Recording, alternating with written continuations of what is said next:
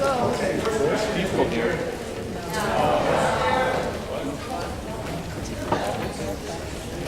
not open, is it?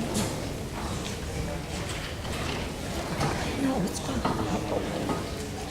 Try this one. Better? Okay, I'll try and stay here. Would you please stand and join the pledge of allegiance to the flag.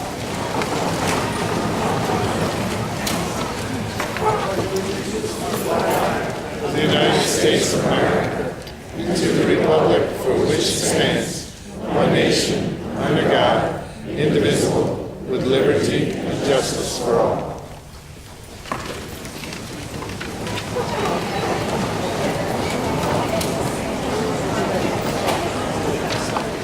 Welcome back to the continuation of the special division town meeting. Where the public forum for 15. Since not everybody was in the room when we recessed the meeting 2 weeks ago, I would ask the clerk to read the warrant.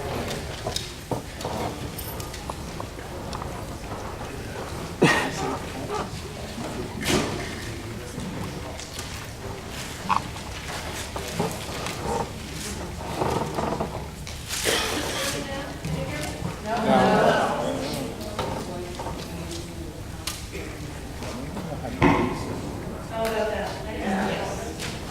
All right, greetings again for the first time. Pursuant to Chapter 3 of Title 45, you are hereby required to post at least 7 days before the 12th day of July, A.D. 2016. Written notification in 3 or more public places in the town of Gloucester, Rhode Island, notifying and warning the electors of the town of Gloucester qualified to vote upon any proposition to impose a tax for the expenditure of money, to assemble a town meeting in the South Gloucester, the South Gloucester Fire Station Hall, 5 Mount Nigeria Road, in the town of Gloucester, on the 12th day of July 2016, at 7 o'clock in the p.m., for the purpose of considering and voting on a proposed new tax stabilization ordinance for businesses and proposed changes to the senior and disabled tax freeze. Given under my hand this 29th day of June, A.D. 2016, at the town of Gloucester, Rhode Island. Thank you, James.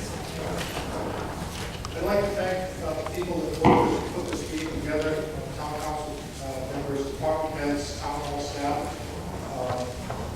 the school custodial staff who put this up for us tonight, and also most especially the board of canvassers. We had some volunteers and some associated that were serving, and I appreciate your time. I'd like to go through the conduct of the meeting as I usually do, and kind of explain how we do things. Then I'll have a few comments from the council, and then we'll start our deliberations. So to vote, you must be wearing a wristband issued by the board of canvassers. You must be seated in the three main sections of the room, at the top and very back to my right, where our non-voters seated. The voter who leaves the room during the meeting must surrender their voter affirmation slip to the canvassers and retrieve it upon their return. That slip is the only way that you can get a ballot if you go to the machine voter. Non-voting members of the audience are seated at the very rear to my right. Resolutions will be considered individually, and I'll talk a little more about that before we begin. Amendments to the motion then must be decided before the vote of the main motion can take place. Those may address questions only to the moderator using the microphones in the 2 aisles. No one may speak a second time until all those wishing to speak have done so. Motions to move a question will be in order only if the moderator determines if there has been sufficient opportunity for discussion. Voting will be by voice, standing vote, or machine ballot at the moderator's discretion. The motion to prepare a majority, more than 1/2 of the voters present, must cast their vote in the affirmative. There are 2 exceptions. Motions to move a question require a yes or affirmative vote by 2/3 of those present. And a machine ballot may be compelled by an affirmative vote of 1/5 of those present. Such a motion will be in order if the period of discussion is closed by the moderator. In all cases, a failure to vote is a no vote. Political rhetoric render a personal tax. Are there any questions from anyone on the conduct of the meeting? If not, I would invite Mr. Lewis, the town council president, or any designee of his, to make comments on the two resolutions that are before us this evening.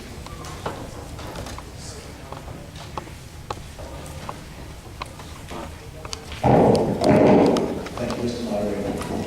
Thank you, everyone, for coming out tonight. You were here on July 12th at the fire station. I think that as well. We appreciate your attendance and your participation in this conversation. One of the things that is incumbent upon any town council is to look after the financial well-being of the town. We are presenting to you, for your consideration, two ordinances related to taxes, which we believe, the council believes, the treasurer believes, will assist in stabilizing the tax rate and tax base in the town of Boston. So, the first ordinance that we are going to consider this evening, we have two separate packets. The one that I'm going to refer to is labeled exemption or stabilizing the taxes on property used for manufacturing or commercial purposes.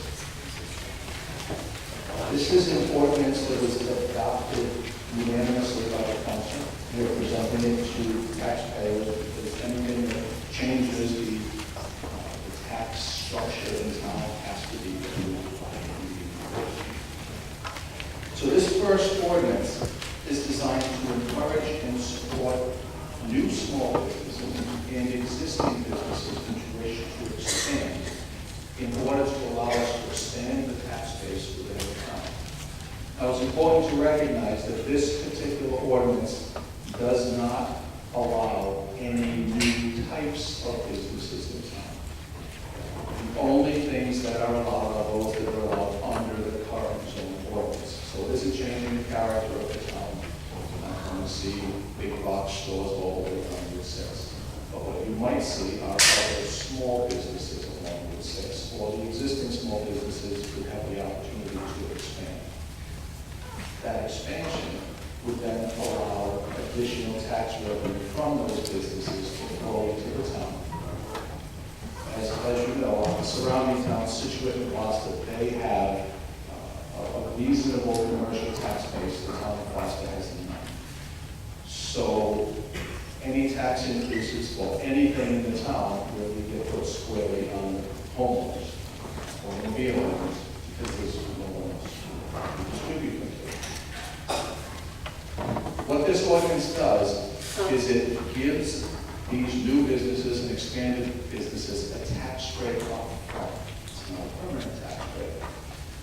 But they get a tax break up front and it phases out slowly over a period from between 5 years and 13 years, depending on the size of the project. Bigger projects would have a longer phase-out period. Ultimately, the intent of this is to bring into the town other small businesses that are compatible with zoning and expand the tax base, which would have a direct benefit on each and every one. That's the first ordinance. The second ordinance, the second packet, is entitled Tax Relief for Foster Elderly and Totally Disabled Persons. This particular ordinance is certainly the more controversial of the two. The existing tax freeze ordinance was originally passed in 1974, 42 years ago. It was not universally supported at the time, but it did pass. Based upon looking at how past budgets, financial analysis of our treasurer and tax assessor, looking at the increase in the tax rate over the years, it became evident to at least some of us that this tax freeze is not really sustainable in the long term, and certainly not equitable across the whole population of residents in the town. So we've proposed, council has proposed for your consideration this evening, this new ordinance. I'm just going to go through a few of the high points.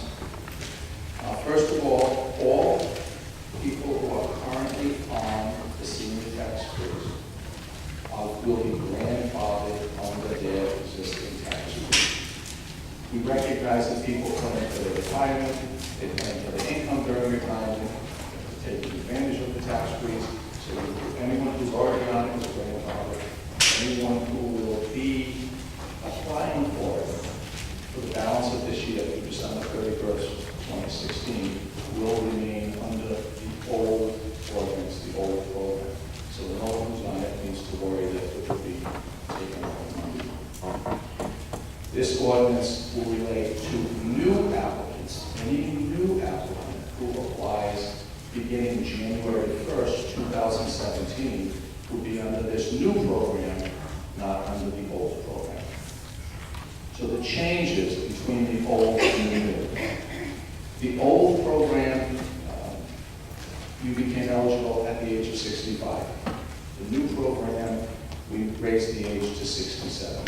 As we saw with the federal government, Social Security, they changed the age to ensure the sustainability of the program. The second change, the current ordinance requires only 1 year of residency in the town. And we are proposing a 10-year residency, so that people who live in town contribute to the town to a certain extent, and we're happy to give them financial benefit. The third change is this new ordinance allows for small home businesses on the site. So currently, if you have a greenhouse and you want to sell flowers, you can't do that if you're on the tax freeze. If you have a home business, you do not qualify for the tax freeze and you could lose it. This new ordinance will allow people to maintain a small home business. It's compatible with zoning, they'll be allowed to have it, and it won't have any effect on the tax freeze. The fourth change in the existing ordinance is very gray language about the tax freeze passing from one generation to another. And it's open to interpretation. We've had situations where parents have it, and then before the parents pass away, the children reach the age of 65 and inherit their parents' tax freeze. That was never actually the intent of the ordinance, but effectively that has happened in a number of cases. This new ordinance closes the loophole, so it doesn't, you don't inherit your parents' tax freeze. You reapply for it de novo under your own name when you turn 65, and it's frozen at the child's rate. It doesn't stay frozen at the parent's rate. And the fifth change limits the total financial benefit to any household. Currently, there's no limit. It's a tax freeze. So you could have a $50 benefit each year. You could have an $8,000 benefit each year. If some folks in town can get $8,000 or more off of their taxes each year, which is then distributed amongst all the other taxpayers. And what we're proposing is a maximum of $1,000. You get a credit of $500 when you get 67, and then 77 that would go up to $1,000. So every household would qualify for a benefit, but there'd be a cap on it. So there's a maximum liability for the town. So why were these things necessary? Necessary because today, this tax year, the cost of the tax freeze to the town of Gloucester is $525,000. But $525,000 that are shifted from one population to another population in town. That's a large amount. And if that were the only issue that the town faced, then maybe that wouldn't be so bad. But in addition to that, the Providence Water Supply Board is into us for $175,000 payback each year for the next 10 years, and a $75,000 reduction in taxes every year for eternity. And then we have the Farm Forest and Open Space Act, which is costing the town a significant amount of money. But in actuality, all of those things, because the fixed costs of the town, because the fixed costs of trash pickup and police protection, fire protection, and schools are fixed, this 525, 175, 75 are shifted to the people who are not increased in a way that makes the equitability of the current ordinance very difficult to sustain. So the council put both of these forward. I will be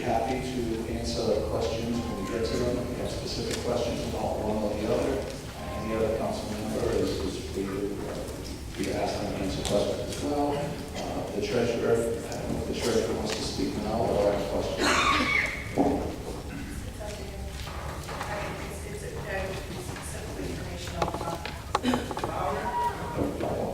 If it's informational, why don't you go ahead and give that information now? Let the moderator speak. Mr. Lewis, are you? I am done with my comments, yes, sir. The comment section for the council, are there any of the council members that wish to comment on the resolution or this? I don't see anybody. Would the treasurer like to speak to the resolutions? Okay. Good evening. First, I wanted to say that the one thing that I am here is independent. I'm here as your representative. I'm not here as a part of a party or anything like that. I don't even actually pay taxes in the town of Gloucester. So I'm always available to answer any questions that you have. I did want to give you some information about the tax rates that I thought would be helpful. You know how this initially was brought up? It was brought up originally by previous assessors and it was carried forward to today. The things that I feel that have been said that I do want to clarify, it's sustainability you're going to hear is subjective. And I do agree with that to some degree because what is sustainable is basically what you're willing to pay for. So if you're willing to pay for that, it will be sustainable as long as you're willing to pay for it. The thing is, it is a very aggressive plan, and it's one of the best in the state of Rhode Island. That is a fact. So what you basically have is you have a Cadillac or a BMW of a plan, and it has been said, and not just me, but other financial people throughout the state of Rhode Island, some people from the state of Rhode Island, actually, the assessor's department in the state of Rhode Island, and some financial people at the state of Rhode Island, who have also agreed that because of the size of this community, it's difficult to maintain this, and it's going to become very costly. You are currently, as of 2015 tax roll, Gloucester has the 13th highest tax rate for real estate. We went up $1.12 per thousand, which actually was an increase of 5.23% on your tax rate. And the fact of the matter is, when you look at our budget, we actually went up 3.4% on our levy, but our tax rate increased 5.23%. So what accounts for that difference? I've discussed this with other financial people, and what basically accounts for this difference is that Gloucester has a depleting assessed value. So instead of growing, in some ways you're I don't want to say diminishing, but your overall assessed values have decreased, not necessarily increased. So there's that. You have a very high population of people who take advantage of the forest land in the town of Gloucester. So where your assessed values are lower because you're in the forestry program. So there's that. And then the other big thing is the tax rates. Those are the three components that would really affect your your tax rate increase versus your levy increase. So the last 3 years, actually I'll even go 4 years, 2013, your tax roll for 2013, the levy increased only 0.56. And the tax increase was only 0.40, so that was a good year. 2014, the tax levy increased 4%, but the rate itself increased 4.75%. In 2015, the tax levy increased again 4%, and the rate increased 5.18%. And in 2016, the tax levy increased 3.4%, and the tax rate increased 5.23%. So there's that. This information, it's informational only. I'm not trying to persuade you one way or another. It's just information for you to decide. The other thing about the tax trees that we have a problem with is it's difficult for our assessor to police it. A lot of it is based on honesty. A lot of it is we're tracking people down. They're living in Gloucester for 100 and so many days, and we're trying to see. It really is based on a lot of it's based on the honor system. Do you or do you not run a business from your location? Do you or do not live in Gloucester for 185 days? So there is that. The other thing that we find is that it's inequitable. We have people on this freeze, the ranges are, we have people that actually have a loss of $762, meaning they actually pay $763 more highest benefit is $8,500 and $8,574. That's quite a range. The other thing I could give you for facts is the policy that they've created, which they did that. I really didn't have anything to do with it. I mean, they asked my opinion, but okay. So I am independent in that way, but their greatest benefit that they wanted to give is $1,000. So if you look at the tax freeze information, out of the $1,000, for example, in 2013, nearly 50% of the people on the tax freeze received a benefit less than $1,000. In 2014, 55% received a benefit less than $1,000. In 2015, 52% received a benefit of less than $1,000. In 2016, 51.5% currently receive a benefit of less than $1,000. It will take time, so it does, the $1,000 benefit does take time to get, so that is true. So again, this is your decision to make what restraints you want to put on it. The only other thing I can say is that I don't want to see Foster taxes increase at a rate that's greater than too many other communities, because your real estate property, your property values are just going to decline. The market and your values are only as strong as your tax rate, really, and if your tax rate continues to increase at a rate greater than other communities, it's going to be very difficult to sell your home. If you can't sell your home will be decreasing value. Those things said, your plan is a great plan. It's a wonderful plan. It benefits a lot of people. Not necessarily doesn't pinpoint the people in the greatest need, which is something that we have discovered is a problem. You have many people who want it, have a significant need, and really might only receive a $500 benefit. And I don't know if that was the intention of your plan. That said, you have a wonderful plan. It's, like I said, a Cadillac plan. And I believe that I'm a conservative person in the way that I feel that, you know, if you could drive a Toyota Camry and that's going to sustain you for life, and that's a good car, it's reliable, then maybe I'm recommending you should drive a Toyota Camry. But if you're willing to pay for a BMW or a Cadillac, and that's something that you know that you're going to pay for, and that's going to be, you're willing to sustain that, you're willing to stand behind that, then that's your decision. I'm just simply here to answer your questions in a bipartisan way and give you all the information you need to make that decision. Thank you, Kelly. So before we proceed with consideration of these two resolutions, there's a couple of mechanics that I want to go through with you. First of all, there are two ordinances here, each supported by a resolution tonight. What you will be voting on is the resolutions. The content, the text of the ordinances is not on the table tonight. Those went through the hearing process and were adopted by the council. So in the case of each ordinance, I'll read the resolution to you, and then I'll entertain a motion to support that resolution. At that point, we'll go into discussion. When it comes time to vote, if we go to a standing vote, if the voice vote is not sufficiently clear to my liking, we go to a standing vote. We will be counting affirmative votes, and we will be counting wristbands. And in all cases, the majority of those present will decide the question. Now, if we go to a machine ballot, there's two things you can do if you want to vote no. Two things. You can sit in your chair and not vote. If you're concerned about the privacy of your vote, you can go to the machine and you can vote no at the machine. But when we tally the votes from the machine, we'll know how many people are in the room, and it will require a majority of those present voting in the affirmative to carry the motion. Are there any questions about that? Okay, we're good. So the first resolution before us is the exemption of stabilizing taxes on property used for manufacturing and commercial purposes.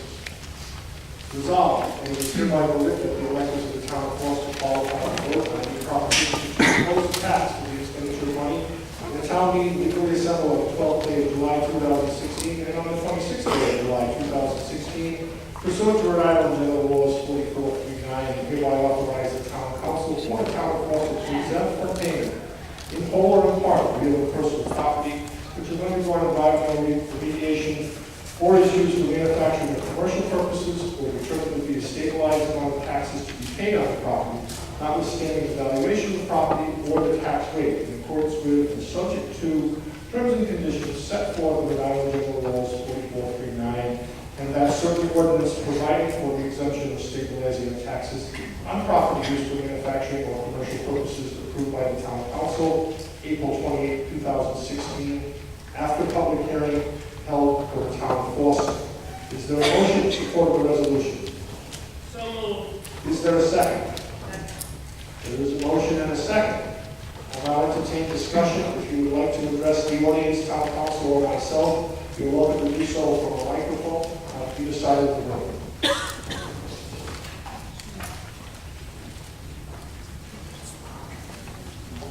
Okay. One more time, if there's somebody who would like to speak, just stick your hand up and I'll give you back to the microphone. Please. Please identify yourself. Danielle Scott, Against Road. I have a question. When it says, the town council, to exempt from payment in whole or in part, real and personal property, I thought when it was explained, it would be that they would lower the tax rate and then increase it over a period of time, so I'm confused with the difference. Mr. Lewis.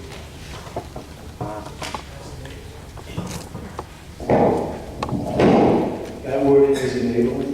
Being in whole or in part is detailed in the ordinance that is attached to that. So this resolution, which specifically states the ordinance as approved by the town council on April 20, 2016, has been attached to it. And you can see, beginning on page 5 of the ordinance that's attached, we scale where the taxes would be reduced. So in whole or in part. So looking at page 5, year 1, the taxes would be reduced in whole by 100%. But year 2, in part, 75%. So what that wording does is enable this schedule to take place. And there are 2 other schedules similar of longer duration depending on the size of the business. Thank you. Are there any other questions or comments? The ordinance or resolution? Please step up to the microphone, identify yourself. My name is Sam Pliskin, and I am wondering why the biggest tax breaks in this measure are for the biggest businesses that they get, because an argument could be made that those are the folks who already have the wherewithal to go ahead with projects.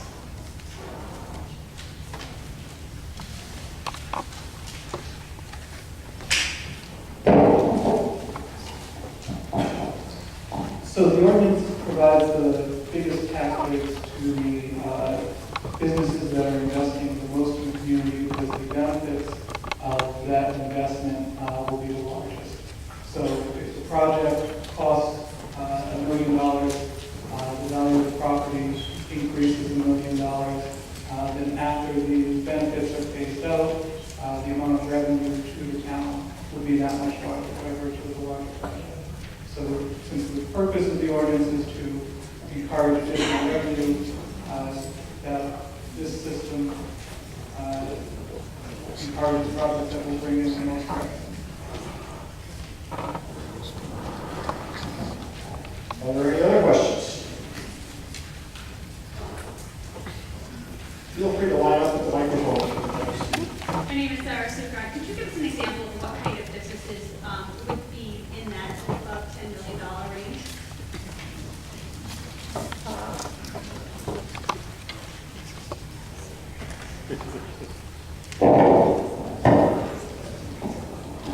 So it would be basically any business that's already allowed by our zoning. There might be some light manufacturing, some warehouse businesses.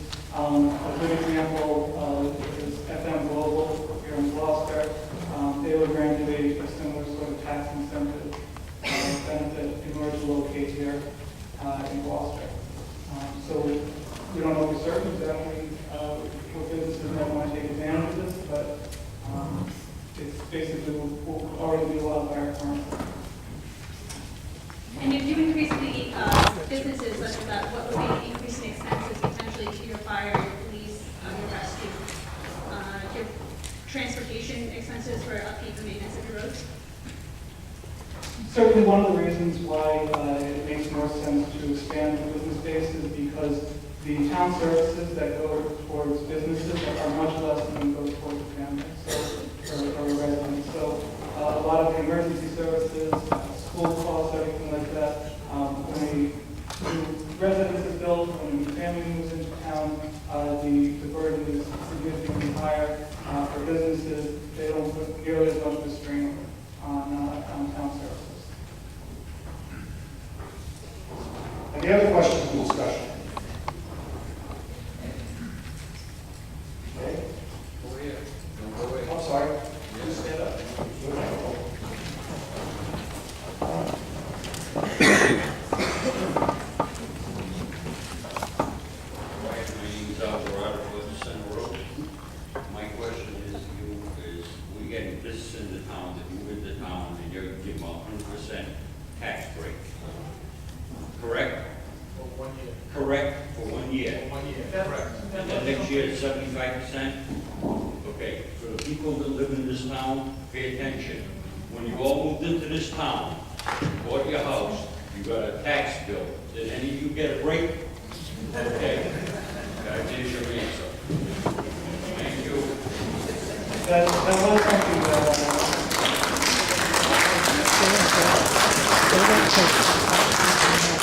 Yeah, if you have any questions, for us, if anybody else has I'll recognize you. Are there any other folks who would like to speak? In case the floor is yours.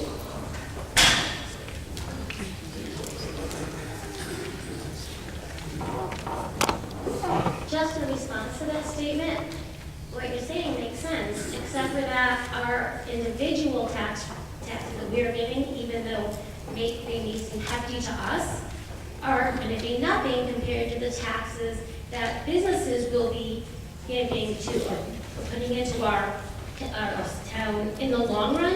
And if we're looking at the long run of our community and wanting new families to come in, anything we can do to lower our own tax rate or keep it steady is going to benefit our community.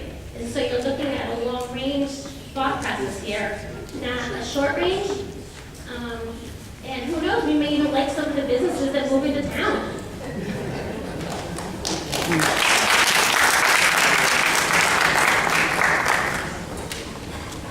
Mr. And also, just to respond to that as well, the exemption is off of the increase in taxes. Taxes will never go down. So if there's vacant land that gets built, they will still continue in that first year to pay taxes on the value of the vacant land. It's only the increase in taxes as a result of the improvements that are constructed there that are subject to the exemption. So taxes will never go down per property. Martha Thoman, 217 Hartford Pike. For businesses that are coming to town and getting the first year 100%, the second year 75%, do they need to sign some kind of an agreement about how long they intend to stay in town and do business?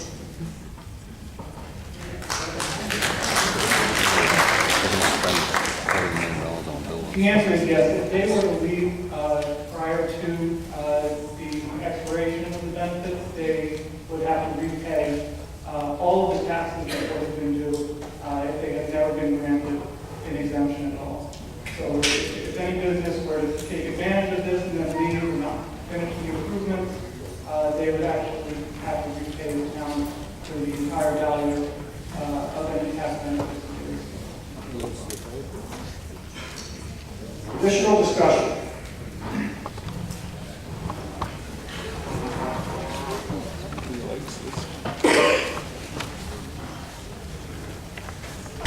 George Sackle, Stagnant Road. I guess my question is, and I'm sure you guys have done some research, what have other successful neighboring towns done? This plan seems very aggressive. Do we need such an aggressive plan? Or would another type of plan or modification to this plan be more suitable for Gloucester?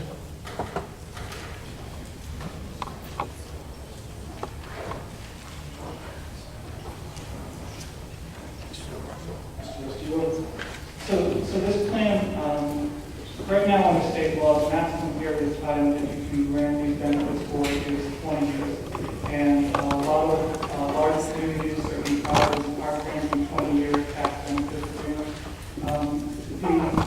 The 13 years, which is the most generous benefit granted under this plan, it was stretched out to 13 years because under state law, there are provisions for the state to reimburse our community up to 10% of the amount of taxes that we're giving as a benefit. But we're only eligible for that reimbursement if it's up to 13 years. The other tiers of benefits are actually fairly conservative. And the benefit of our plan versus some of those in other communities is this is an administrative process. So a lot of other communities have a process where a lot of discretion is given to the council, which results in favoritism or sometimes causes conflict to take advantage of that in order to promote special interests or things like that. This is an administrative process. It expires automatically after 4 years. So if businesses haven't set up shop under this within 4 years, then it goes away. So it's something that has to happen. Unless it's renewed, unless it's another financial company. And there are a limited number of projects under each tier that we need to cover as well. Next. Hi, my name is Bob Schmidt. I've been here since 1985. I work for the Department of Environmental Management. I have nothing to do with this bill, but I think I just want to give my opinion because it contains the word remediation. Yes. Would you address the moderator, please? Excuse me. I'm commenting on the word remediation that I'm not sure everybody's familiar with. It has to do with if you have a property that's got an albatross of contamination in it, for a company to come in and accept that responsibility and clean that property up, it costs a lot of money, and there's a negative reason for getting involved with that property. I think this is a very good plan to allow companies to. I don't know why Route 6 has been so vacant for so many years. I know of one possible buried underground tank in one spot that was a problem for a business owner. I don't know how prevalent it is, but it's sad that in the 30 years that I've been here, there's nothing much has developed except portable businesses on that road. So I think this is a good plan, and you've got to do something to make things change because it hasn't changed in a long time.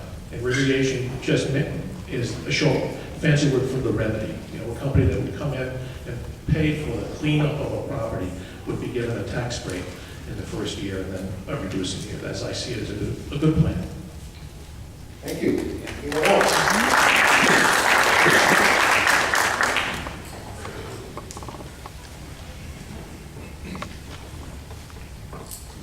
Steve Philman, Hartford Pike. Been here 11 years. I moved here from North Attleboro. My question is, do you have a particular area in town that's going to be just business? Yes, this only applies to our general business mixed growth, neighborhood, commercial, and manufacturing districts. Where is that? So general business mixed use is along Route 6. There are some properties that aren't included in it. That is basically the Route 6 corridor.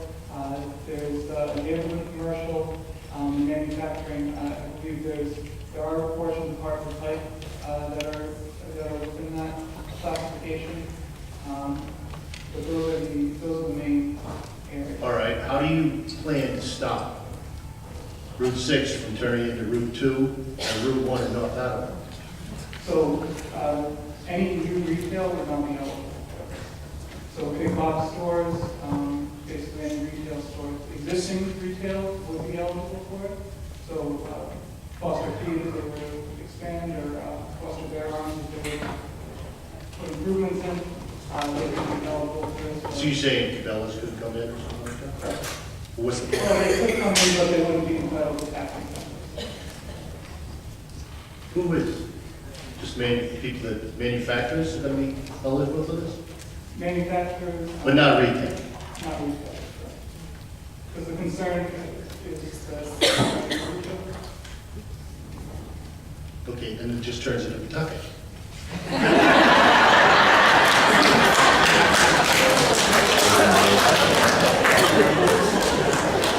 Mr. Suarez, please microphone.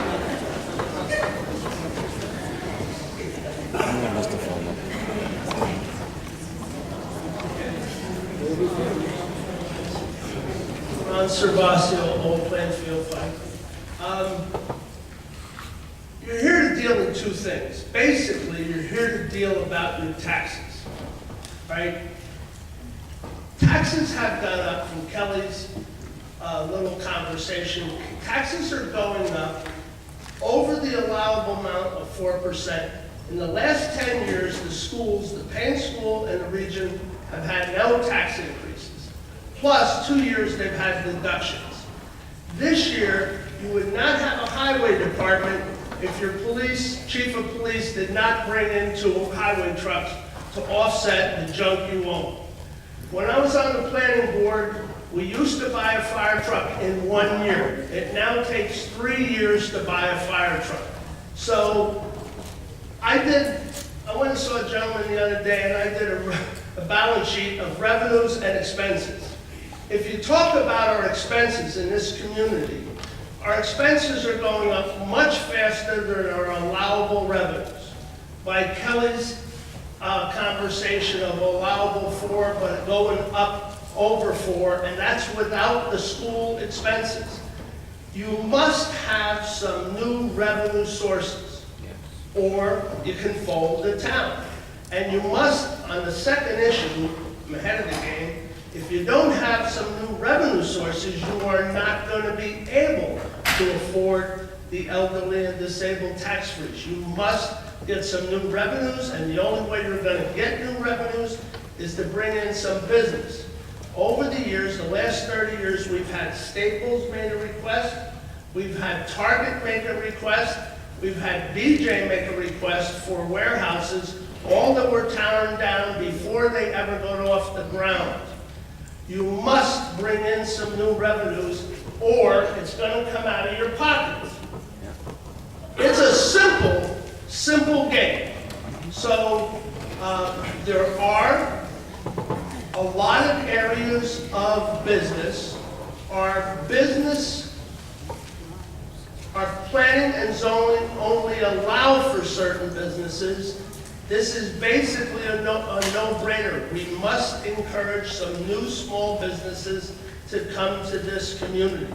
And when I talked about this 30 years ago and said to Marge Borders, the chairman of the council, I said, as taxes go up, property values will fall. She laughed at me. All right? And that's exactly what's happening in the community. So you must bring new revenues in. And at that time, our tax rate, we were in below half. We're now 13.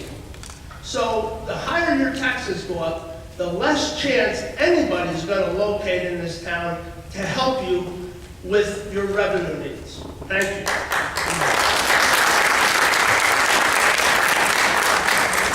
Before I recognize you, just a second, I'd like to ask if you have to leave the room, that you leave to the door on my right, and the officer at the back, if you would direct anybody who needs to leave to the other door so the canvassers can pick up every step, I'd appreciate it. Ms. Ryder. I just wanted to address the fear of Route 6 becoming Route 2. Several years ago, there was a rezoning of Route 6, and that fear was very much at the forefront of the planning. We wanted to avoid having strip malls. So, and also Route 6 is not very business friendly as far as the land goes. So several business nodes were identified, one at the junction of 94 and 6, the junction of Cucumber Hill and Shippey Schoolhouse and 6, and one where we gave it a fancy name, I can't remember what we called it. But it's where the Sue-Ann Creations is, it's kind of across from Foster Bear Arms, that kind of little area. Not across from Foster Bear Arms, but up where Brayton's, well, I only know going back 100 years what things were called. I think it's called, I don't know, somebody's auto repair. It used to be the snow. It used to be, I know. And the Sue-Ann Creation that nobody ever knew was there, but now there's a big sign, it's been commercial property, you know, forever. But we wanted to avoid having strip malls. And the zoning is very specific about, you know, these nodes would be developed inside of this area. And you had, you know, would have one way of going in and another way of coming out. But the plan is already there, and these maps are all available at the town hall. Thank you. Are there any additional comments? Yes.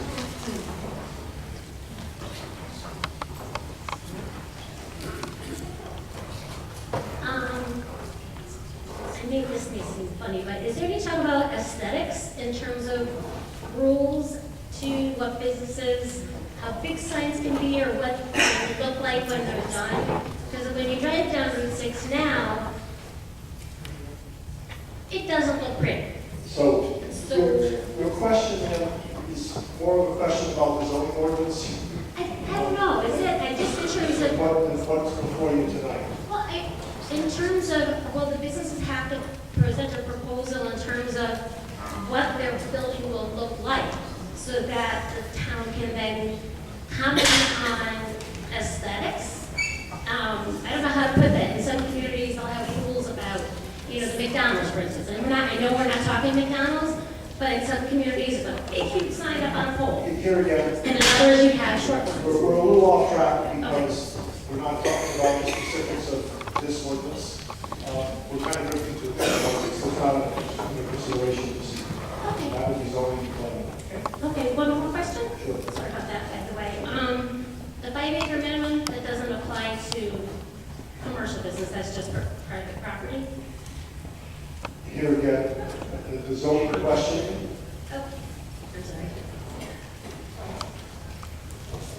Oh, I'm sorry.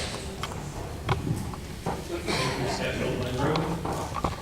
Earlier, Mr. Restivo explained that the corridor was essentially Route 6 and parts of Hartford Pike. It's hard for me to understand why we're not being supplied with a map to better understand that plan, especially considering that some businesses of the magnitude of $10 million or more could buy up hundreds of acres that would extend significantly beyond these roads. Yes, they might have a driveway on Route 6, but they could easily be in many of our backyards. Thank you.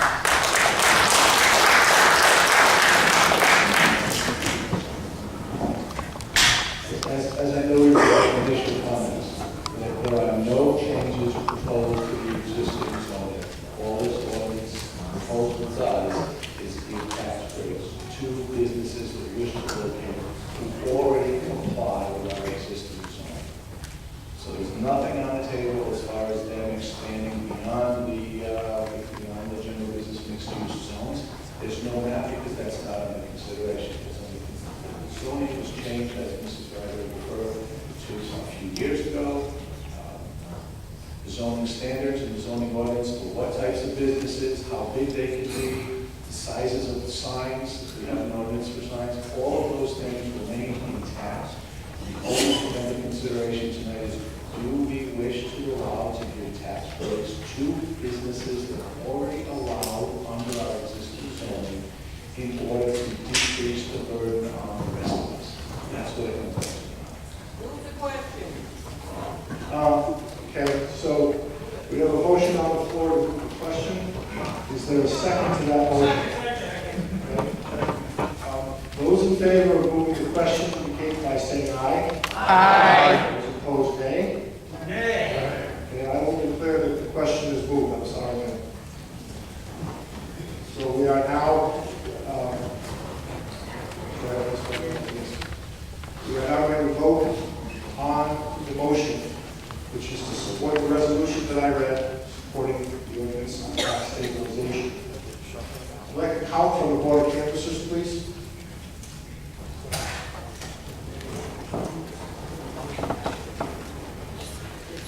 Which motion are we talking about? All in favor? Are you kidding? There's two in front of us. 223, is that what I heard? 223. Okay. What we're about to vote on is the resolution that I read at the beginning of this discussion. That resolution supports the tax stabilization ordinance that we have before you this evening. The one for businesses? Yes. Okay, thank you. Those in favor of the motion indicate by saying aye. Aye. Those opposed, nay. Nay. Motion carries. We're on to the next resolution. So again, same format.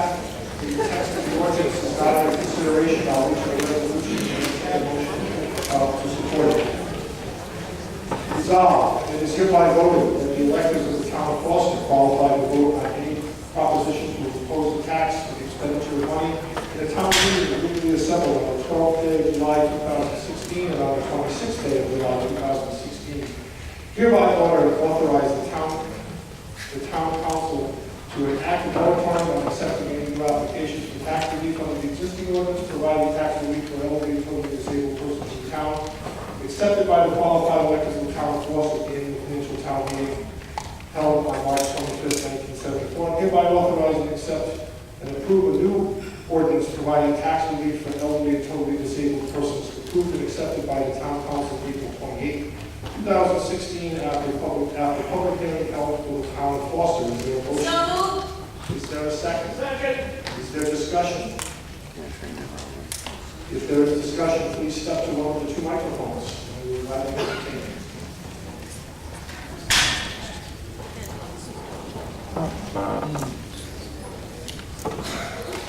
Mr. Stone.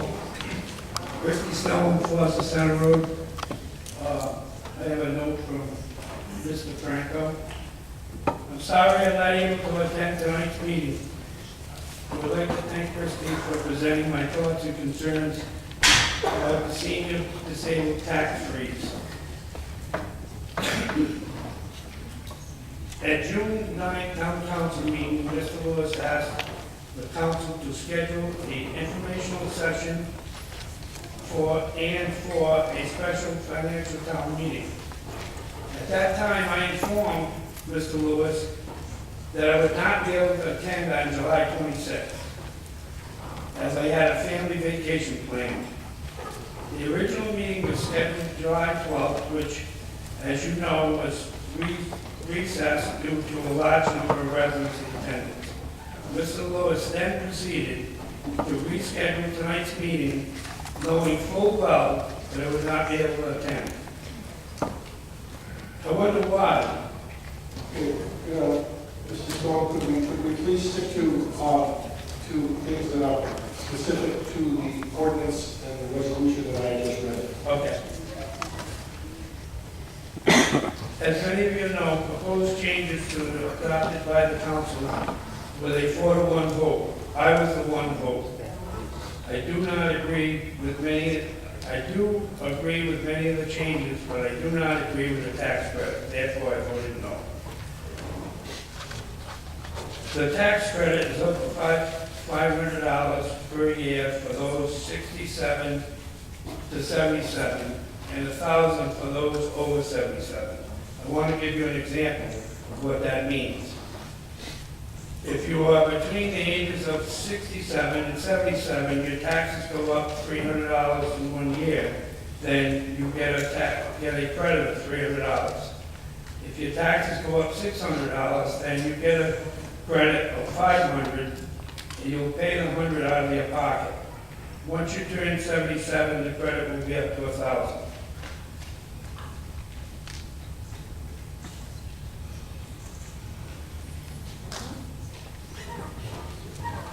For several years now, I felt the main problem with the current tax ordinance is enforcement. The tax assessors, past and present, have not had the language needed to enforce the freeze as intended. The other changes being discussed tonight will give the needed language. The change in the tax credit is not necessary. There will be data presented tonight to show that the crisis is not what some would like me to believe. Please do not throw the baby out with the bathwater, as Mr. Lewis and others would like me to do. Thank you, Denise DeFranco, Vice Chair across the town council. Thank you. Ms. Ryder? I have a question that I believe maybe the treasurer or the tax assessor is here could answer. On average, how large or what would the tax increase be on a property just on the house and the immediate 5-acre house lot? Would it conceivably go up $600 in 1 year? What is the average? Do you have any idea? Are we talking $50, $100? 3 to 4. It could be, it could range from 0, I'm assuming, to probably 300, depending on dailies, et cetera. Okay, thank you. Mr. Campbell? Bruce Campbell, Plainwood Road. Stay close to the mic, please. Yes. Over a year, Councilman Lewis and Presidio have relentlessly been trying to eliminate the elderly tax freeze that was enacted in 1973. This program has aided the elderly and forced it very effectively for 42 years, and I see no reason to abandon it now. Lewis and Presidio make the assertion that the program is rapidly growing and will become unsustainably expensive for the town. Kevin Donovan and myself have studied the tax data from the town, the demographic data, and the data on the school enrollment and cost. As the handout chart that I handed out, the cost of the tax freeze has been essentially flat for the last 7 years, and in this current year it has jumped a bit. One of the main reasons the cost of the freeze has not grown is that the average time on the freeze is only about 9 years. This results because there is a significant turnover or churn in the program, with properties going on while other properties come off the freeze. In 2015, about 35 properties went on the freeze, but the net increase in the number of households on the freeze only went up by 9. This is because during the same year, 26 households also exited the freeze.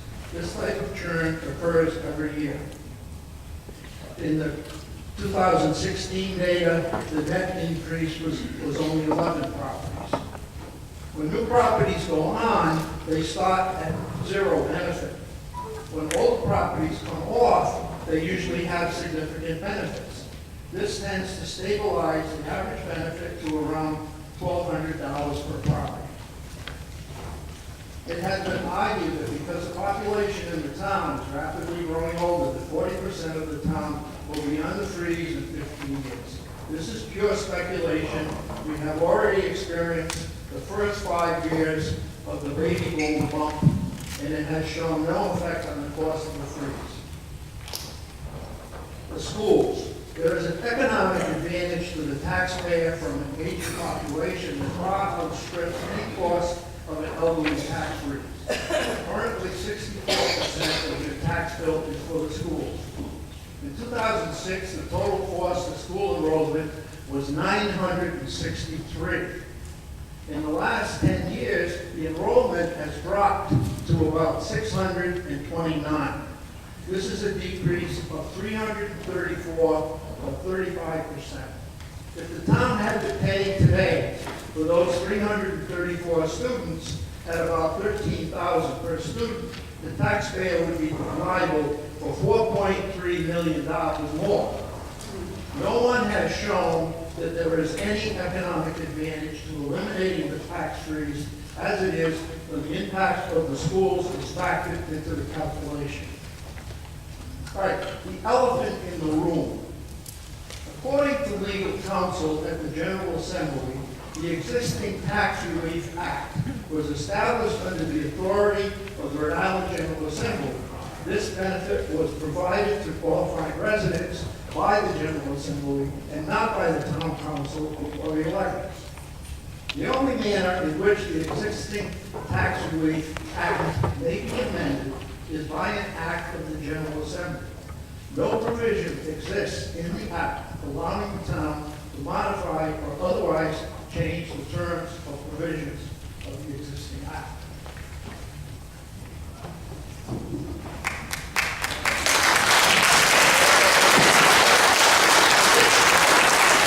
The General Assembly is no longer in session, and it is highly unlikely that they will reconvene until next January. For the tax assessor to refuse to accept new applications for the tax freeze after December 31st, 2016 would be a clear violation of the terms and provisions of the Act.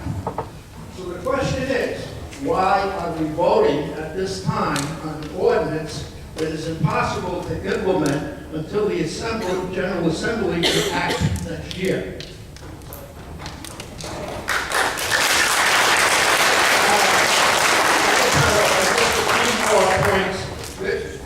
There have been mailings that have a lot of misleading information. And one of them is about the wealthy receiving over like $10,000. Well, the highest benefit is right now $8,500, and it's for somebody who's been on the freeze for 24 years. The largest benefits go to the oldest people who have been on the program the longest, not the richest.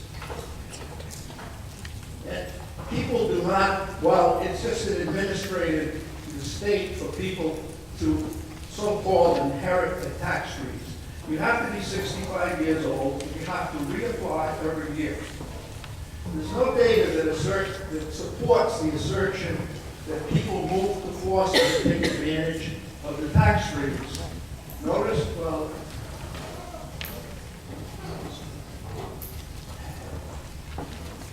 all right, we talked about the force of tax rate. My last word is the tax freeze isn't broken, don't fix it. Vote no for the new proposed ordinance. Thank you.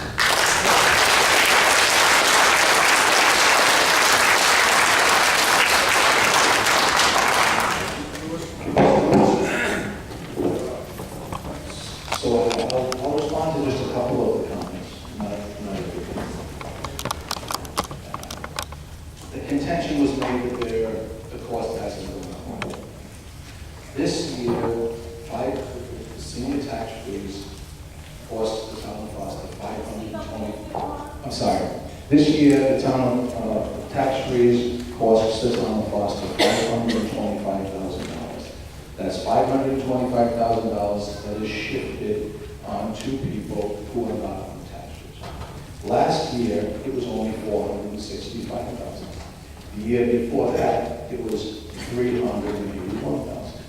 So in 2 years, we've seen an increase in the cost of the senior tax freeze of roughly $140,000. To say that the cost isn't going up is disingenuous. It is. Each and every year, the cost of the tax freeze to the town of Foster, the total dollar amount that is shifted to people who are not on the freeze increases every year. Why are we voting on this today? Why do we bring this to the financial town meeting? We were asked.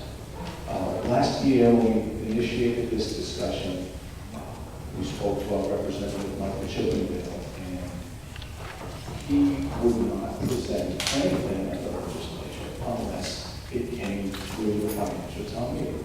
The original ordinance came through the financial town meeting, and then it went to the state. So we're following the same process. It is, I have this letter here, I won't read it, but essentially, this letter states that it needs to come to the financial town meeting.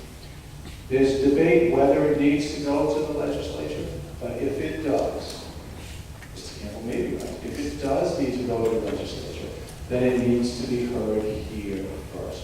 It will never reach the legislature for a conversation until it's heard at our financial town meeting first.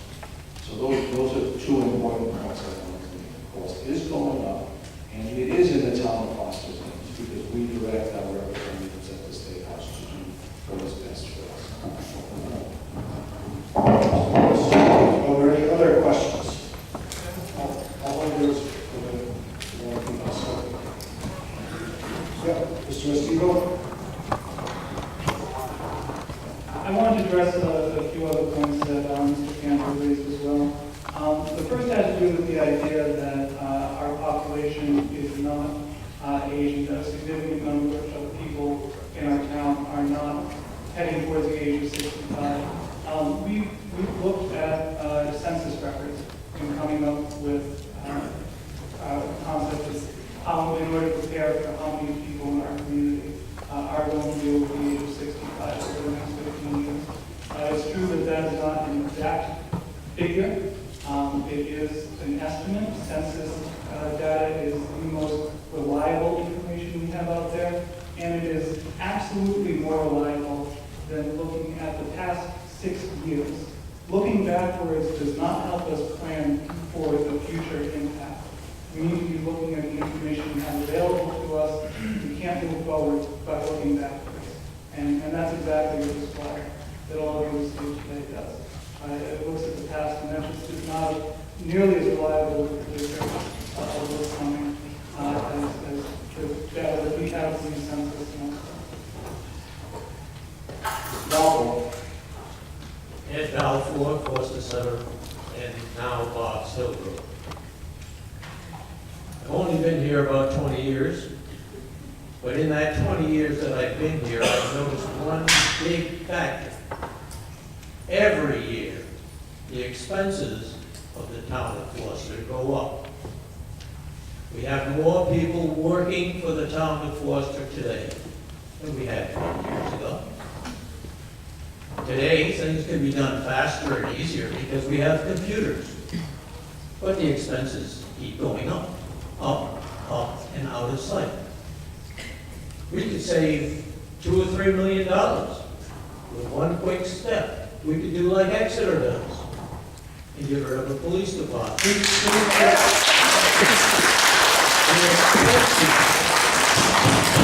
Mr. Balfour, please address the resolution. I am addressing the resolution, sir. I have heard before someone said that they were going to bring in a new business that was going to decrease the cost. I'm saying, how about decreasing the cost by decreasing the expenses?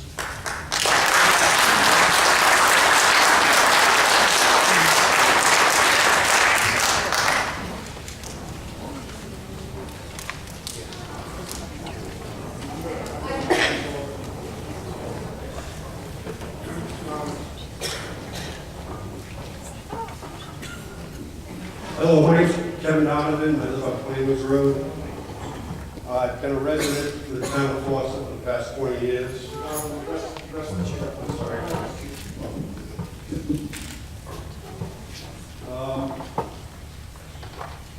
For the past year plus, you can be close to the mic, sorry. For the past year plus, Mr. Lewis and Mr. Restivo have been on something of a crusade to either end or modify the senior disabled person's tax rate.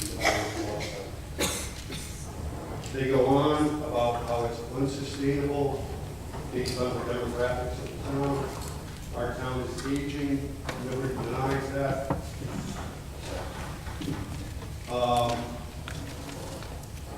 But the program is sustainable as is without changes. Earlier this year, I took the time to try to educate myself on the mechanics of the program as well as our tax data. I met with our tax assessor and the director of finance, pulled the last 10 years of tax data for the entire town so I could do some basic analysis on what's fact and what's fiction associated with tax rates. Based on that analysis, I put together a little handout. Some of you seen it, you've got that to go up. And a lot of what I have in my prepared remarks is redundant to Bruce's remarks, but I'm going to make some of it anyway.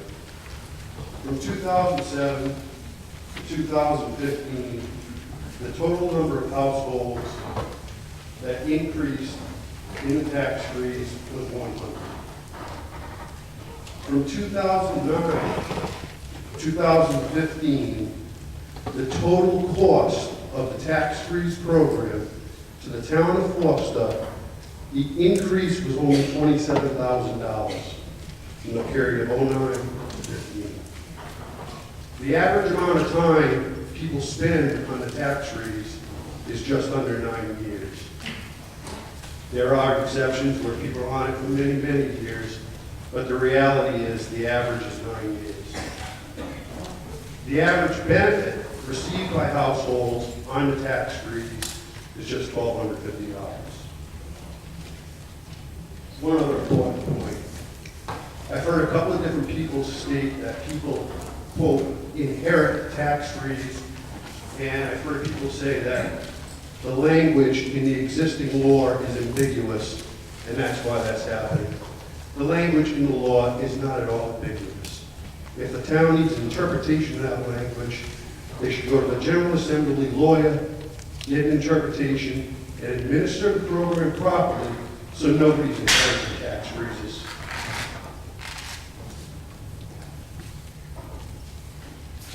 Some of the things you're not hearing tonight is about other costs in the town that are really driving the need, the want to change the tax freeze. Bruce mentioned that the cost of education continues to tick up, yet the population of census students continues to go down. 64% of our tax budget goes to the schools, yet our school population has dropped by 35% in the past 10 years.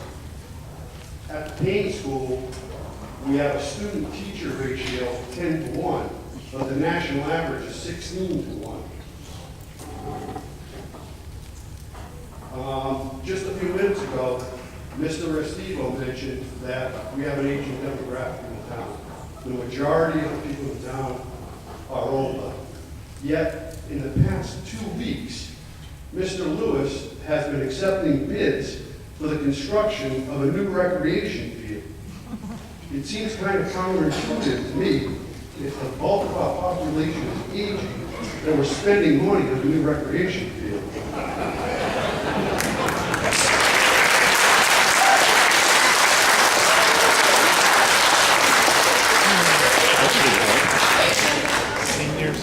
The next shoe to drop here, as far as big expenses for this town, is going to be a replacement for our dilapidated police station.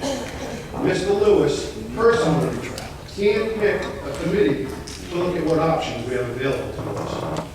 We have existing real estate in this town to accommodate our police department, but I can bet they're going to come back with a $2 or $3 million proposal telling us we need a new police station. Let's stay focused on the ordinance, please. Bottom line on this is, I don't think we should be adopting these changes to the tax rate. Thank you for allowing me the opportunity to speak.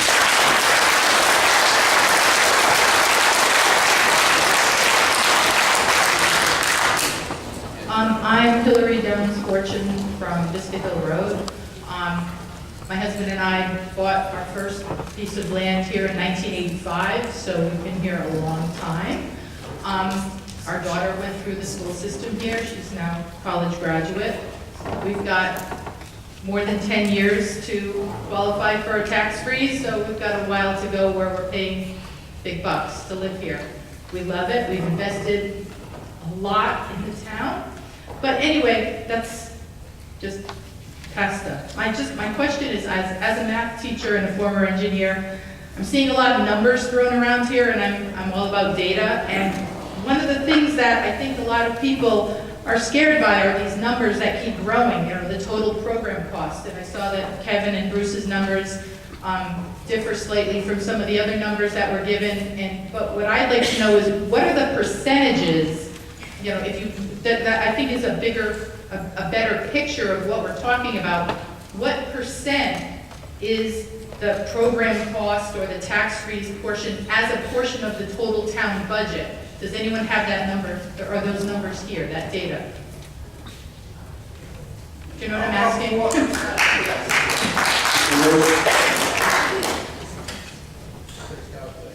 Town budget or including the schools? Because the schools, the town council has no control over. So if I can say that the town budget is roughly $3 million a year, it's about equally between the school, Kane School, the region, and the town. Between 3 and 4, so let's round it up and say 4. The tax freeze this year costs $525,000, so if we round that down to $500,000, that would be $1 million. Okay, so how about if you're comparing the ratio of the net revenue, tax revenue, to the program cost? Is it changing drastically, or is it just sort of on a steady increase? Or staying the It's same? changing roughly $140,000 in 2 years. So if we run an average and say there's a steady increase of $70,000 per year, speculative. But as, I'm not sure exactly what you're. as a percentage, the amount, the program cost for the, do you have that I'll defer to the information? Okay. Are you asking what the cost, the $523,000 is as a percentage of the $12 million levy? It's about 4.4%. Okay, and what was it 10 years ago? I don't know. Do we have that data anywhere? I would have to analyze it. So, I have not grouped the $431,000 figure. that's what, Let's just keep questions coming to the council while the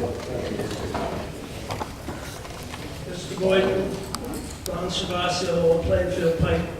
To clarify a few things.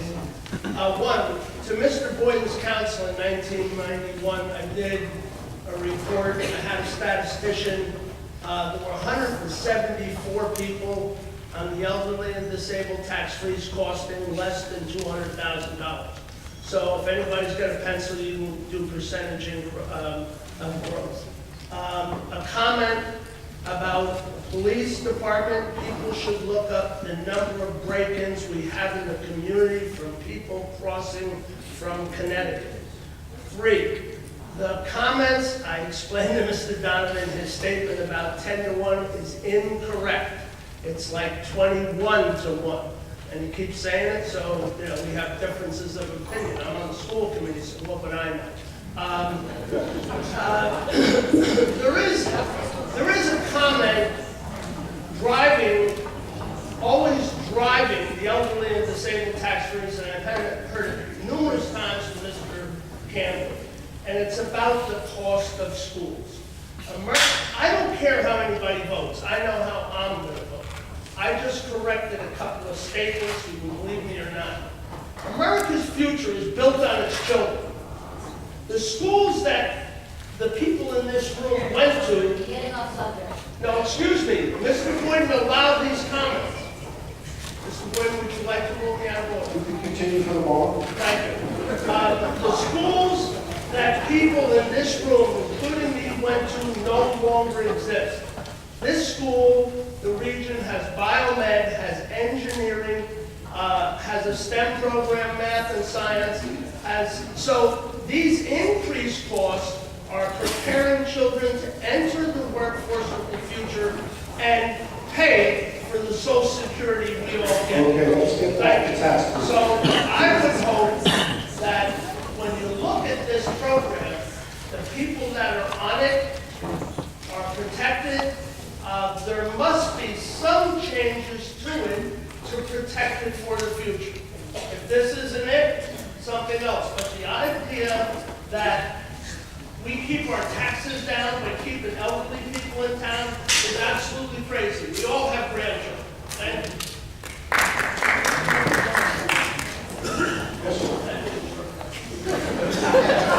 I'm Sandy Pliskett from Foster Center Road. question raised by one of the gentlemen who spoke at the other mic about whether we need state approval to move forward on this. I am relatively new to town. I don't know whether we have a town legal counsel, and I'd just like to know, what is it that we've already found out? How do we get the answer to that? I'll recognize the council to comment on the question. Yes, I am the town solicitor. It has always been my opinion, the same way that zoning has an enabling act and then allows the more specifics to go to each city and town, because each city and town is unique in its character, land, and demographics. This too was an enabling act by the state that allowed any city or town to give a waiver or exemption to an elderly population. The State Enabling Act lasts about 3/4 of one line, if you look at it, and then goes off, like many of our Rhode Island general laws, into each city and town specific. One city and town says 65, one says 67, one says 68, one says you must be there 1 year, 5 years, 10 years. Each city or town gets to set their own parameters. Some cities and towns have done that or prohibited this entire process through the State Enabling Act that they are mentioned therein. Therefore, if they go to change it, yes, from whence it came, then it must be changed. But the General Enabling Act, same as the Enabling Act that says you may create your own zoning, and then we leave it to you, and you can enact and change and modify those ordinances. In the same way, the 1974 Act that came through our representatives at the time and through everyone else's said a city or town, municipality may allow. So Foster chose to allow through ordinance, as far as I can research. And I have those that agree with me. This unnamed person, there are hundreds of lawyers in the State House, some with no experience, some with years of experience being in the State House. I don't know who this one is. Says that if a town created the ordinance, and this is an ordinance, it's not a tax, as much as it's been proposed to look like a tax by some, it is not a tax, it's an exemption or a waiver. There's no tax. This can be granted or modified the same way it came, by ordinance. It is my opinion that public hearing and a vote of your elected body, your legislative body, which is the council that exists here, can sustain, modify, or remove it. That answers your question. Other comments? Mr. Boyd, I was going to call the question, but Slider, you can go ahead and move it to everybody.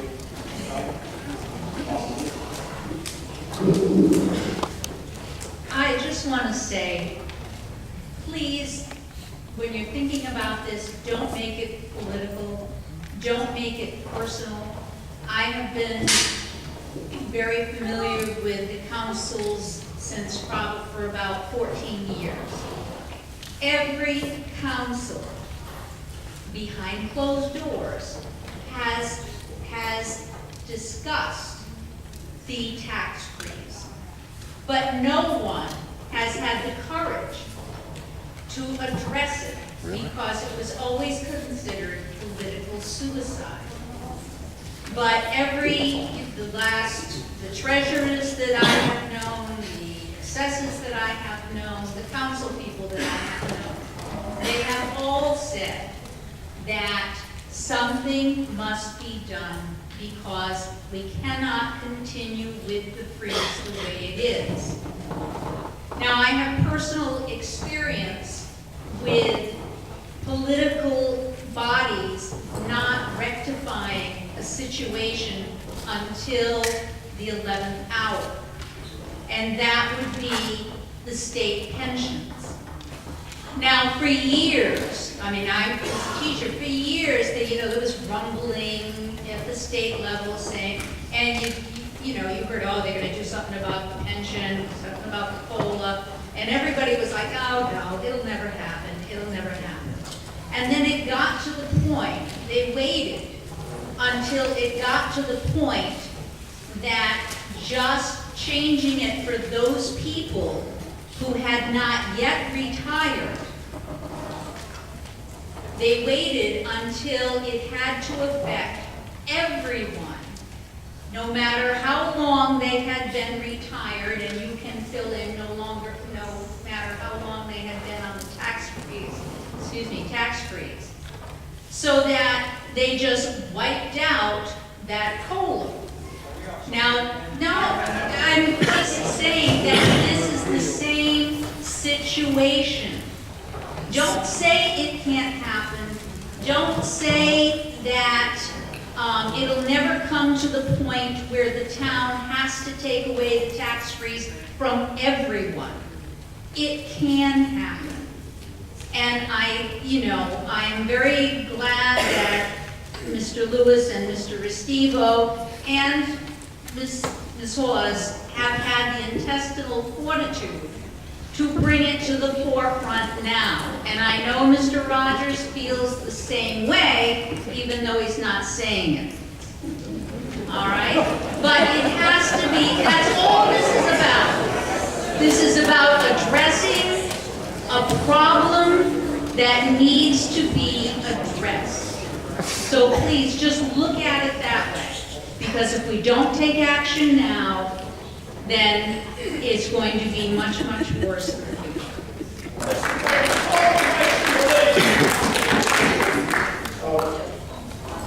I'll take that as a motion that we're going to move the question, but I'll hold entertaining a second. We have a council member that would like to comment.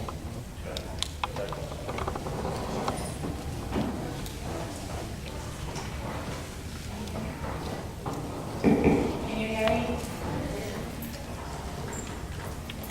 Everything Mr. Rogers just said is basically true, especially about the pension. And I keep referring to that whenever I say anything because I worked on it for 3 years trying to help people get retirees get back what they lost. There were people that had been retired for years they didn't know whether to buy, they were going to be able to buy food or pay rent or pay electric. It was that severe. That's something that should never have happened.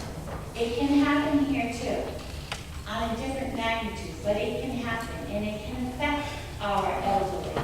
And I, for one, never want to see that happen. I would never vote to see that happen. My father was involved with it before he passed. He spoke to me about it very often, and he was concerned as well. He wanted to see some change take place. He also knew it was a political suicide to do so. Had he been alive and sitting here instead of me, he would be supporting this as well. I know he would. We have a treasurer who is so well known in this state for her acumen, for her knowledge, for what she does for our town. She's even won awards. And here we are, two sides questioning the information she's given us. And that's what we're basing it on. She has nothing, she said, to gain in any of this. She is putting the facts out there, except the fact that she loves working in this town, and she gives it much more than she takes away in the salary. Believe me, many, many more hours. She's not exaggerating, she's sitting with us, and she's going over these figures. You can manipulate those figures any way you want, and some sides have done so. That's not what we're here for. We're here to try to protect and preserve what the elderly and the disabled already have, and move forward with the plans that will work for all of us. I will lose out by 14 days if this plan goes into effect. I don't care. I also work 3 jobs to pay my taxes, but I choose to do that because I love living in this town. And I pay my taxes, and I don't quibble, and I don't quarrel, and I haven't questioned them. Because this is my home. And I was born here in 1952, and I have been here ever since. And I intend to hopefully die here. I wanted to see this town thrive and to sustain what it has, what it's given our people, our elderly and our disabled. And I want to go forward with a healthy financial budget that we can all afford to pay. I ask you to consider this in that vein and realize that something has to be done, because what Mrs. Ryder said is true. All of a sudden, I had, when she was treasurer, our board would come out and speak to my retired group, because I work for the union, you all know that, and she spoke to over 200. It can change in a minute. She promised it wouldn't. Cheryl, let's look at the ordinance, please.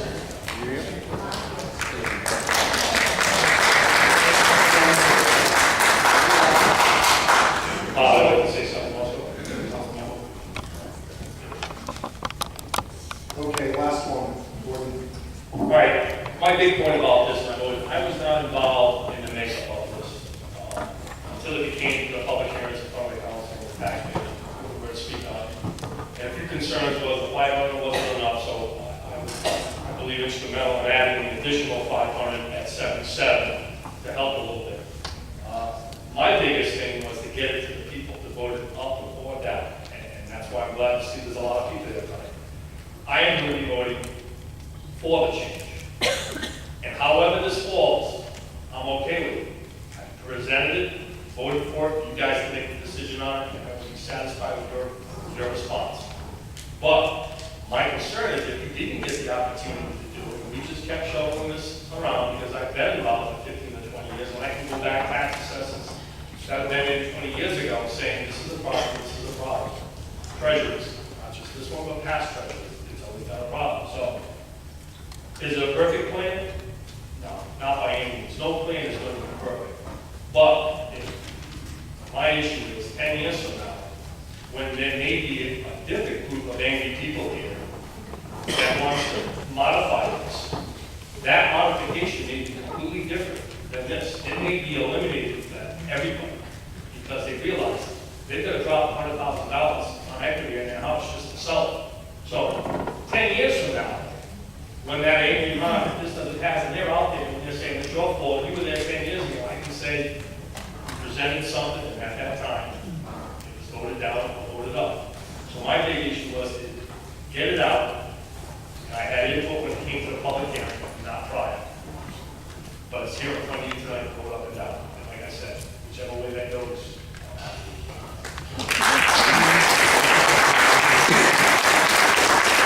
So, I really want to the council members, but we do have a motion on the floor to move the question.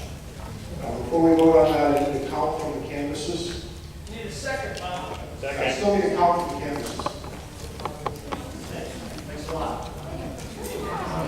We're not done yet. 223. 223. Okay. So, is there a second to the motion to move the question? There's a second. Motion to move the question requires 2/3 of you to vote in the affirmative. Those in favor indicate by saying aye. Aye. Those opposed, nay. Nay. Motion fails. Discussion will continue for the moment. Thank you. Steve Feldman, Hartford Pike. My question is, for 10-year residents, does that include medical, disability? Okay, so what happens if one of you has a heart attack and you can't work anymore? But you've only been here 5 years, I'm sure everybody's been here more than 5 years, but if somebody's been here 5 years, they got a family, they were in good health, all of a sudden they have a heart attack. I had a heart transplant. I knew I was getting sick. I didn't move here because of that. I was still working. I had a heart transplant. And when I had that heart transplant, I was in the hospital for a long time. I met a lot of people. I met guys that were 35 years old who were playing hockey and their heart exploded. So is there a question from the council? No, yeah, it is a question. I'm trying to tell you that you can't tell somebody they're going to be healthy for 10 years after they move here. That's all I got to say. It's not right. Thank you. Next.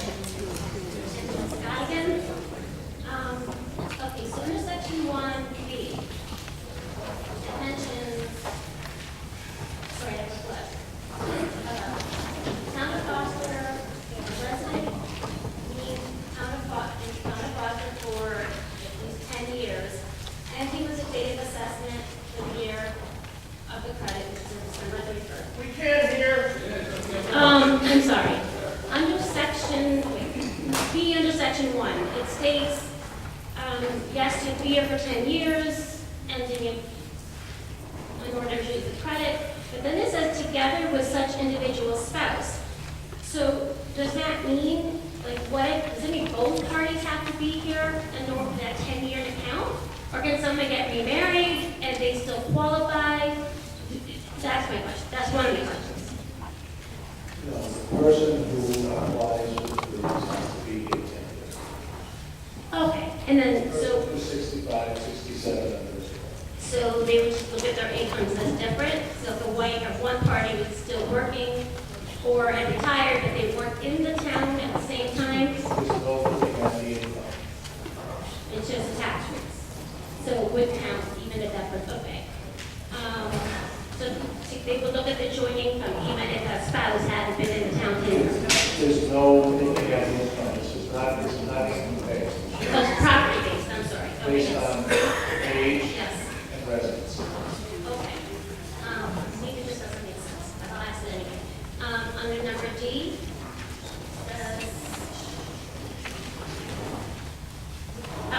so for home businesses, is there a limit? Oh, wait a minute.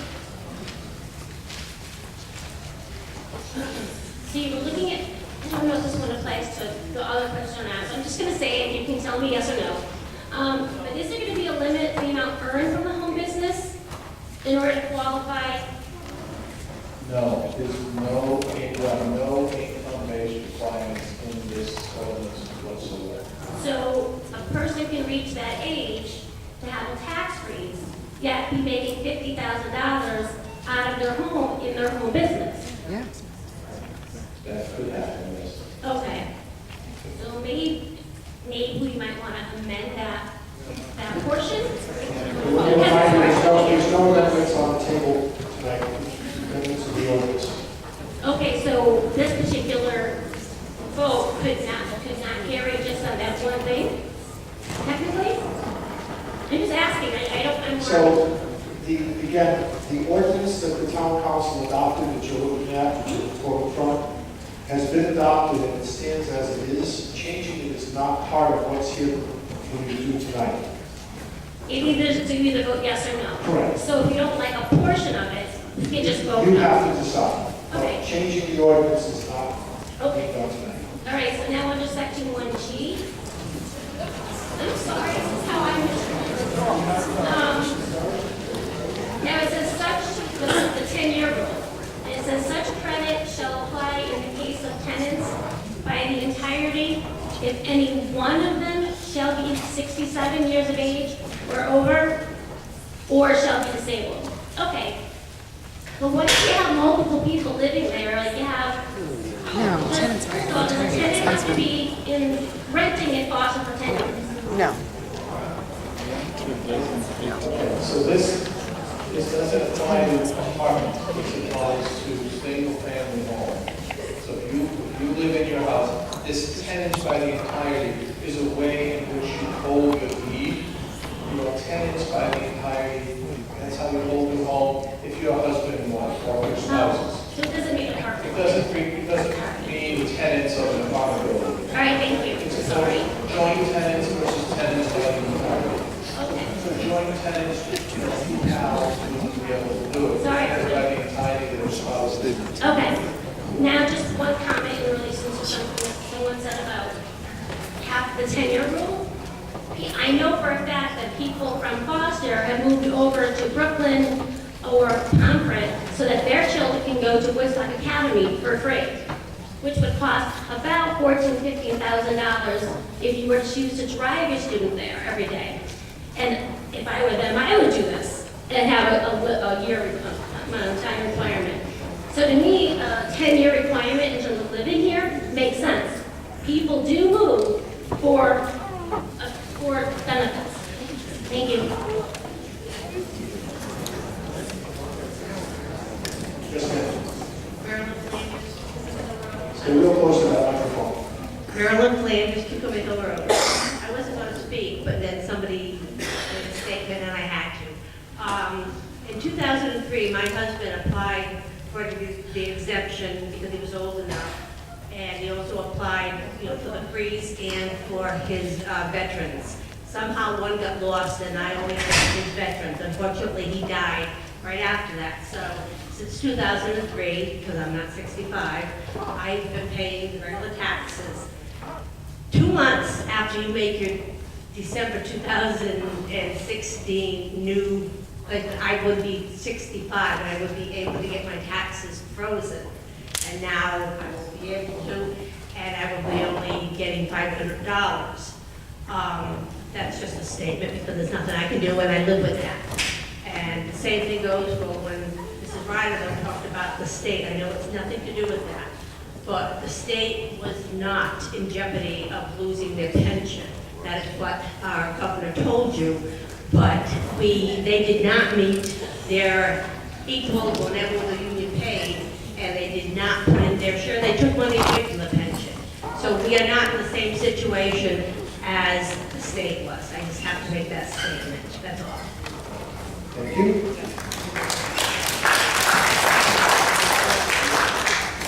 Anyone else would like to speak? Mr. Boyd.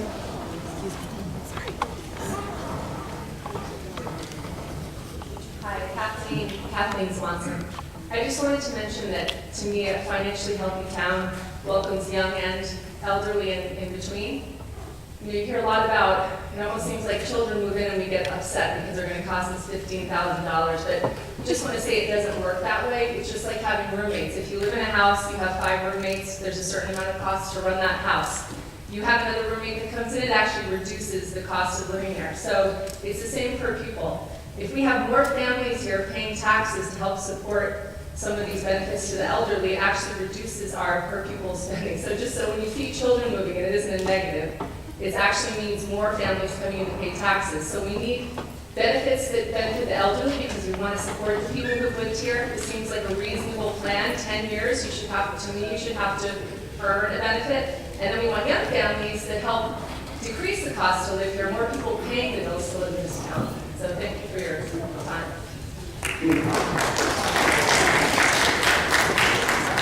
All right. Anyone else? Mr. Mayor, I call for a break now. Until I close the discussion, then I'll entertain that motion. Is there anyone else that would like to speak? Okay.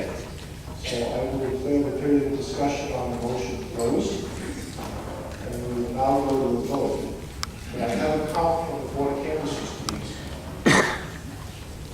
218. 218. Okay. Motions for a paper ballot are in order? I haven't had the motion yet, I'm confused. Is there a motion? So moved. So moved, okay. I have a motion for a paper ballot. Is there a second? Second. Those in favor of that motion, indicate by saying aye.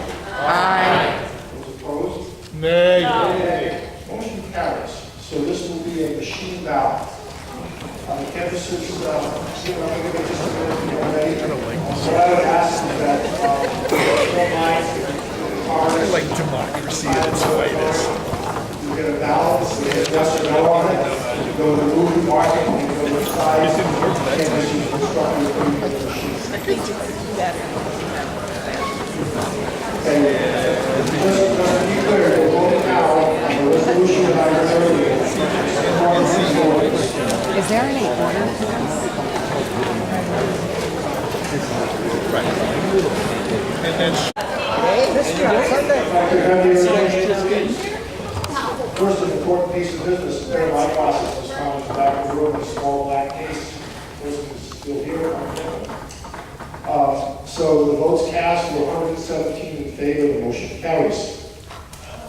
What? Motion to adjourn the meeting. Is there a second? Those in favor, please say aye. 117 in favor. 17.